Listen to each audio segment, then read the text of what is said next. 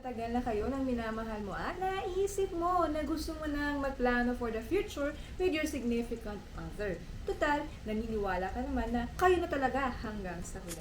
Hello sa inyo lahat! I am Rose Gassis of Financing Biz, ang inyong money choreographer. Sa mga bago lang sa aking channel, welcome po sa inyong lahat. Ang pag-uusapan natin ngayon ay, dapat nga bang mag-combine ng finances ang mga cohabiting couple or yung mga unmarried couples kahit wala pa itong basbas ng kasal. Ano-ano nga ba ang risk na kaakibat nitong setup na ito? Ang mag-asawa kasi nakukombine niya ng finances due to the following reasons. Number 1, to streamline po yung common household expenses. Pag-iisa lang po kasi yung fund na pinanggagalingan ng pambayad ng bills, mas madali ngayon yung pag-manage ng funds. Second, madaling i-track kapag iisa lang yung fund na ginagamit ninyo. Madaling i-track kung saan napupunta yung perang kinikita ninyo. And lastly, yung third at pinaka-importante po sa married couples is to avoid yung financial infidelity.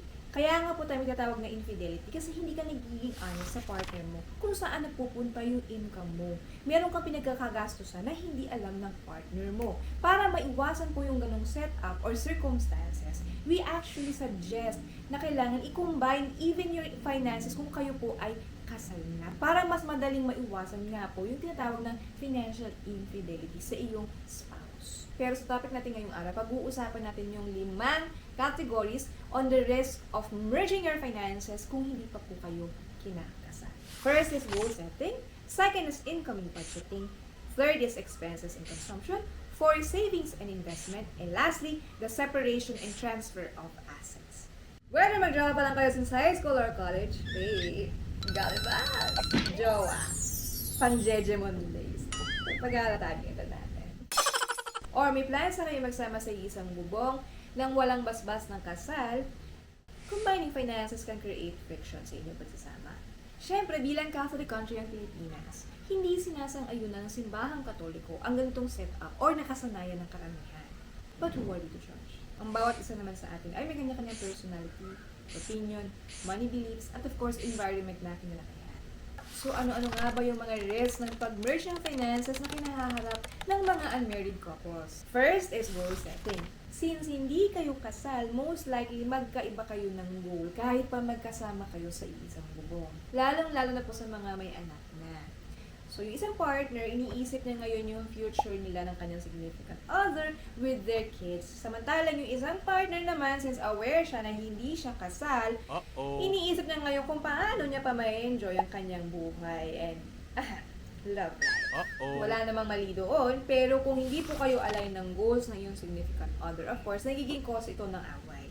It will be easy for the person na gustong i-enjoy yung kanyang buhay to walk away from the relationship kapag ayaw niya na. And therefore, yung responsibilities ng pagpapalaki ng anak, usually bumabagsak ito sa mga kababatihan. Kung kasal kayo, you will be forced to have goals as one unit. Kasi kasal kayo. Kaya hindi ganun kadaling itapon yung pinagsamahan niyo. Second, income and budgeting. Just a reminder mga kadance that your financial situation will vary from other people. Even if you compare it with your closest circles, like your friends and your family members. But wait!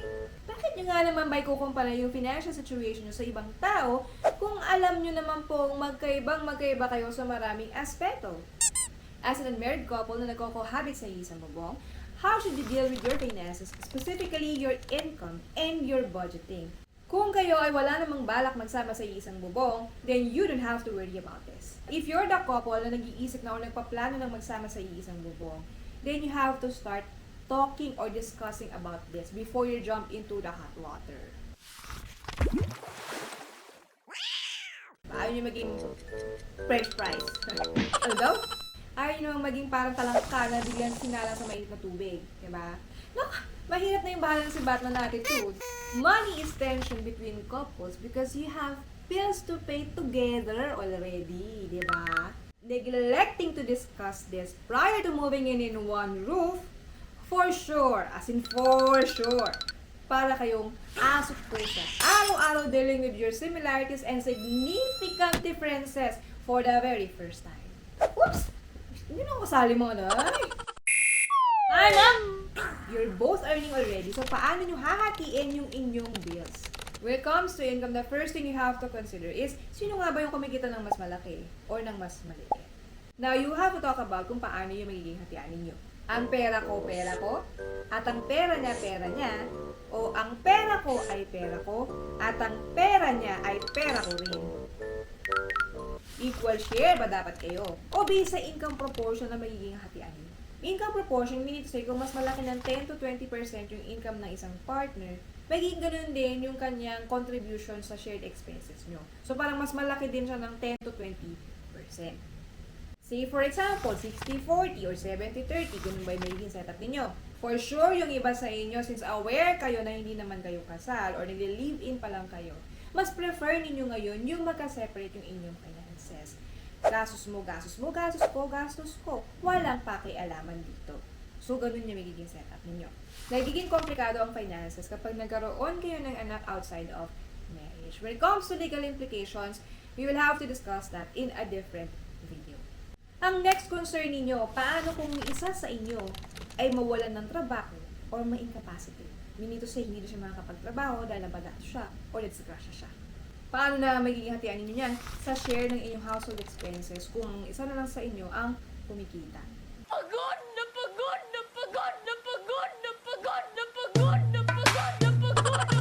Dito na ngayon madalas nagkakaroon ng issues whether married man kayo or hindi pa. Yung maiiwang kumikita sa inyo, ang tanong ko, kakayanin nyo kayang saluhin yung windfall ng expenses kung sakaling yung isa sa inyo ay hindi na makapagtrabaho o hindi muna makapagtrabaho. Kung sakaling mang natanggal lang siya sa trabaho, aantayin mo ngayon siya makahanap ng bagong trabaho. Of course, no bashing, charot lang. Of course, hindi ganun kadaling maghanap ng trabaho sa panahon ngayon. Ibig sabihin, it will take some time bago makahanap ng work yung partner mo. Swerte mo kung hindi siya, yun nga, na-disgrasya at na-incapacity. Kung nawalan na siya ng trabaho. Dito na rin papasok yung unconsciously pag-pressure ng earning partner sa kanyang partner na nawalan ng trabaho na makahanap agad ng bago. Trabaho, ha? Not to mention yung isa sa inyo ay sumusuporta pa or meron pang financial responsibilities sa kanyang mga pamilya. Ang dami. Siyempre, kung hindi pa kayo kasal, sobrang sensitive nyo sa topic na pera ko. Diba? After nyo pag-usapan yung income ng bawat isa, pag-uusapan nyo na ngayon yung budget niyo sa following expenses. Number 1 is yung rent. Second is yung utility bills niyo, yun yung inyong kuryente, tubig, LPG, yung inyong internet, yung inyong mobile load, diba? Third is food and groceries. Fourth is yung inyong transportation. Fifth is kapag nagkaanak kayo, syempre yung tuition fee ng mga bata at yung mga gagastusin sa kanilang pag-aaral. And lastly, yung mga big ticket items. Ano na yung mga big ticket items? Yung mga appliances, yung mga furniture, kukuha ba kayo ng condominium unit, ng motor, kotse, or mag-travel kayo dalawa. Pag-uusapan nyo yung budgeting. Siyempre, pag-uusapan nyo sinong mas magaling mag-budget. And of course, pag-uusapan nyo kung anong budgeting method ang gagamitin niyo. But because yung budgeting method, parang investment vehicle lang yan. May binabagayan. Kaya wag gaya-gaya, putumaya. Kaya namin sinasuggest na magpakonsulta kayo sa mga financial planner is because we are aware na yung ating circumstances, nagpapabago-bago yan every now and then. Kaya dapat yung inyong budgeting method nakakasunod doon sa changes ng inyong buhay or sa mga milestone na na-achieve ninyo. Kasi kung hindi siya swak doon sa current circumstances ninyo, most likely, hindi nyo na ngayon masusunod yung budgeting method na ginagamit ninyo. Isa pa sa kadalasan nakakalimutan o nakakaligta ang pag-usapan is yung hatian ng household chores. I know na hindi naman ito financial concern, pero yung mga household chores na yan ay kukonsumo ng oras ninyong dalawa. At para sa mga business-minded na katulad ko, time is money. Or may tigasan sa dalawa, tigasain, taga-ba, taga-linis ng bahay, taga-hugas ng pinagkanan, tigahatid sa mga bata, taga-bayad ng bills, at taga-gawa ng task sa bahay ninyo. Yung mga admin tasks na sinasabi natin. Ano na yun? Mga example, kunyari may nasirang appliances, sino magdadala doon sa pagawahan? Mga ganon. Tandaan ninyo na full-time at nakakapagod din ang pag-manage ng buong household. Kaya wag po natin itong mamaliitin. In fact, yung mga nasa bahay or yung mga house husband or yung housewife, yan po yung mga unpaid workers. Tinatawag natin. Diba? Kasi walang bayad yung kanilang paghihirap na mapaayos or mapaganda, yung maging livable yung inyong space or yung inyong bahay. Kaya nga madalas umaabot sa puntong yung isang partner, nagkakaroon ng resentment dun sa partner niya, and sometimes din, nagkakaroon ng sumbatan. Kung maisipan nyo naman kumuha ng kasambahay, dagdag kosto sa inyo. Siyempre, kailangan nyo magbayad doon sa inyong kasambahay. Aside from that, kailangan maghanap kayo ng masipag na kasambahay, mapagkakatiwalaang kasambahay, at dapat din, wala siyang criminal or malinis yung kanyang criminal record. Third is expenses and consumption. Madalas din pag-awayan ng mga couples, hindi lang ng mga cohabiting couples, but also yung mga married couples. Yung consumption. Say for example, yung partner mo malakas gumamit ng tubig, ikaw naman malakas gumamit ng shampoo at saka ng sabon. Ibig bang sabihin ay dapat mas malaki yung share ng specific partner doon sa item na yun kasi doon siya malakas gumamit or magkonsumo. Or okay lang sa inyo na equal share kayo kasi partners nga naman kayo. And we're back. Pasensya na, medyo nababat ang ating camera. So, kailangan recharge before we proceed with our discussion. Lumalaki yung potential conflicts over your finances due to fund utilization, especially kung combined ang inyong finances. Number 4, savings and investments. I'm not jinxing you, but it's better to do risk management while you're still young or habang bago pa ang inyong pagsasama. Huwag niyong gagayahin ang tsahin niyo na ito. I was young and hopeful. I had a long-term relationship back then, and as soon as I graduated from college and bago ako mag-start mag-work, meron ako basic knowledge about financial literacy. However, naisip ko kagad, bakit hindi ko sabihan yung ex ko that time na mag-plan na kami for our future while we're still young? Because I believe that time that the earlier we start our financial foundation together, the better it will be for the both of us. Especially kung nandoon na kami sa stage na magpaplano na rin kami to walk down the aisle. Besides, I was too confident na kami na talaga forever. Kung wala ka nang maintindihan. And so, I opened up the topic to him and okay naman siya. Dali-dali naman ako nagbukas ng joint na investment account na nakapangalan sa aming dalawa. Napag-usapan namin na monthly kami maghuhulog sa investment namin. All was good, or so I thought, until the inevitable happened. We broke up. May nabasa akong quote sa isang article na related to this. Ang sabi niya, everyone is confident in their relationship until one night, everything falls. It's the correct, no? You invested so much time, effort, and sometimes some money until one night, matatapos ang inyong samahan nang wala man lang warning or anything. Pangit ba ako? Kapalit-palit ba ako? Charot! But jokes aside, let's talk about ownership. Say, for example, bumili kayo ng real property. Whether condominium unit man yan, or house and lot, or commercial building. Sino ngayon ang may full right or full ownership sa property na yun? Kanino dapat nakapangalan ang titulo nito? Parehas kayo? Imagine kung naghiwalay kayo. Tapos yung isa sa partner is lumayas doon sa property na joint ninyong in-acquire. Diba? Tapos one night, malalaman mo na yung bagong pinalit sa'yo ay nakatira doon sa property na jointly ninyong in-acquire. How would you feel? Awkward! Or kung sakaling katulad ng na-experience ko na kung saan nag-open ako ng joint na investment account. Paano ngayon kung naghiwalay kayo?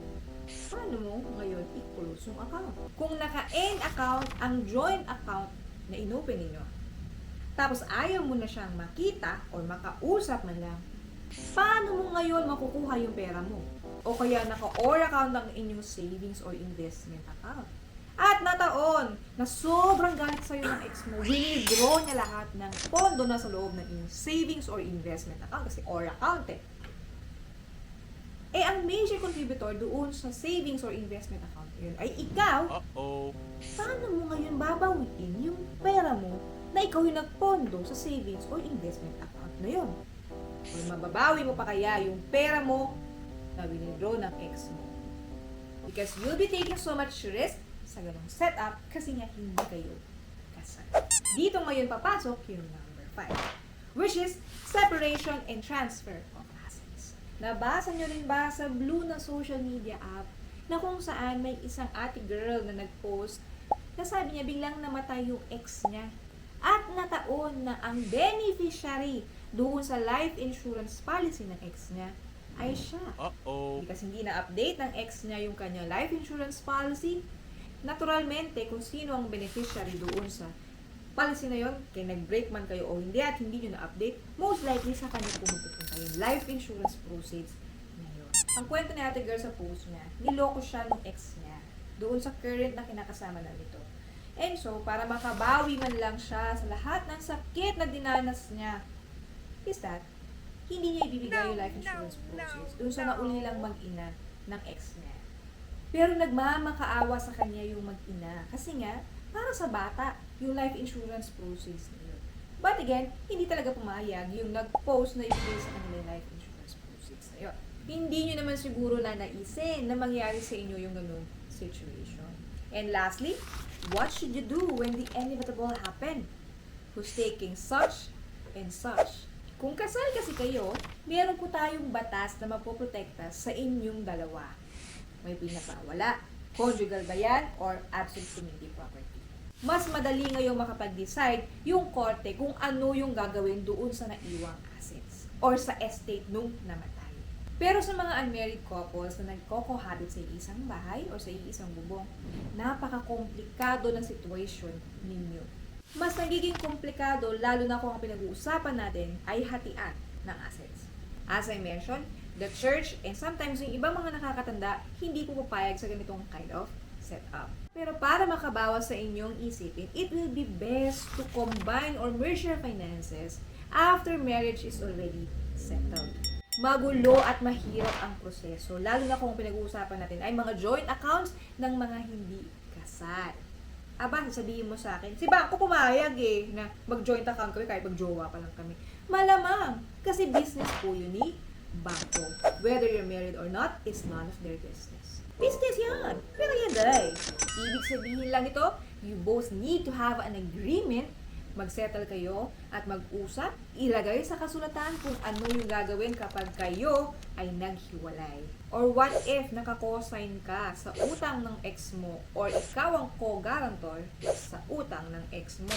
Tapos bigla kang iniwan, pinagpalit sa iba, or mayroong hindi magandang nangyari sa kanila. Wala kang ngayong kawala sa mga creditors ng mga pinagkakautangan ng ex mo. Kailangan mong ibalik yung pera pinautang doon sa ex mo kasama yung principal, interest, and other applicable charges. Pumirma ka as guarantor niya. So, ibig sabihin lang po nito, sa mata ng bank financer mo, kung sino man nagpautang sa inyo, you are as equally liable as your ex na ibalik yung perang inutang sa kanila. Kesyo, ex mo man siya o hindi pa. Eh, paano kung yung mortgage ng real property yung pinag-uusapan natin? Willing ka pa bang tapusin yung mortgage mo sa bank financer nyo o ipapa-foreclose mo na lang yung property nito? Tapos ang masaklap pa nito, kayong dalawa yung nakapangalan sa titulo na may-ari ng property na yon. Paano kung gusto na ex mong ibenta yung property, tapos ikaw ayaw mong ibenta yung property? Bibilin mo na lang ba yung share niya para mailagay na sa pangalan mo yung titulo ng property? O bibili ka na ng bago? Money is emotional. So every time lilinag ka, may maaalala ka. Hindi mo gusto maalala. You see how complicated it is na kapag minerge nyo yung inyong finances na hindi pa kayo kasal. Ang daming legal implications ng mga combined finances ng mga cohabiting couples, specifically when the relationship turns sour. Whatever your personal reason is for merging your finances with your significant other na hindi pa kayo kasal, I just hope, Kadanso, that you can financially support yourselves, Kadanso. Nowadays, people are afraid of commitment, but are more than willing to play house. That's not a brilliant idea, Kadanso. Especially when we're talking about money and commingling funds. Kapag isang araw magising yung partner mo, tapos ayaw niya na sa'yo, aalis na lang siya sa buhay mo nang walang paalam. Paano kung may anak kayo? Ganun na lang kadali yun? Although may batas naman na nagpoprotekta sa rights ng mga bata or one partner becomes incapacitated. Kapag isang araw na disgrasya ka at nabaldado ka na at hindi ka na makapagtrabaho, your partner can easily walk away from you. Why? Kasi pabigat ka na. Hindi naman kayo kasal, di ba? Paano mo ngayon bubuhayin yung sarili mo? Eh, hindi ka na makapagtrabaho. Or worse, your partner unexpectedly dies. Katulad ng example natin doon sa may insurance policy. How can you protect your kids and your family and your assets na jointly nyo inacquire ng partner mo? In fact, kailangan pang idaan at i-prove sa korte yung rights ng ari-ari ang jointly nyo inacquire ng partner mo. Kanino nga dapat mapunta yung assets na yon or yung estate na yon? Who gets the lion's share after all this mess? Everything was all good nung nasa honeymoon phase pa lang kayo. Bibigay mo lahat kasi mahal mo. Pero pag nagkalabuan na, ano na? Diba? Separation can be messy. It has nothing to do with love, but it has everything to do with dealing with assets that is jointly acquired if problems should arise. Expect mo na ngayon yung sa damak na legal issues na nakapaloob dito. Kaya para makaiwas sa komplikadong sitwasyon na ito, ka-dancer, only combine your finances with your spouse. And ladies, just a piece of advice. Know your worth by demanding your partner na worthy kang pakasalan. Set your boundaries. At huwag magpapadala sa mga katagang, mahal na kita eh. Yung mahal ka niya, then, pakakasalan ka niya. Walang listahan ng excuses kung bakit hindi niya magawang pakasalan ka. Sabi nga ni Chito Miranda sa kantang Lagi Mong Tatandaan ng parokya ni Edgar, lagi mong tatandaan na pag umibig ang isang lalaki ay handa itong hamakin ng lahat, gagawin lahat ng paraan upang makamtan ka at hindi niya kakayanin na ikaw ay mawala. Because commitment eliminates the idea of choice. Hindi ganun kadaling mag-walk out ng ora-orada kapag ayawan na. Dahil kapag committed kayo sa isa't isa, you'll make things work out. And when I say commitment, I mean marriage. Of course, hindi naman natin binabaliwala yung sacrifices and sufferings ng mga taong naka-experience ng abuso. Whether physical man yan, psychological, financial, or emotional. They too have the freedom and the right to love and feel loved. Kaya nga napakahirap ng diskusyong ito, mga kadansi. Whether you're all in sa commitment or happy sa live-in setup or cohabitation. Happy kasi you're playing house, doing the things that married people do without the sanctity of marriage. Please be smart with your finances. Because money, combined with relationship, is a very complicated topic to deal with and talk about. That's all for now, mga ka-dancer. I am Rose of Finance and Beats, ang inyong money choreographer. Please like this video, subscribe to my channel, and share this video to your loved ones, especially to your crew. And I'll see you on my next vlog, mga ka-dancer. Bye!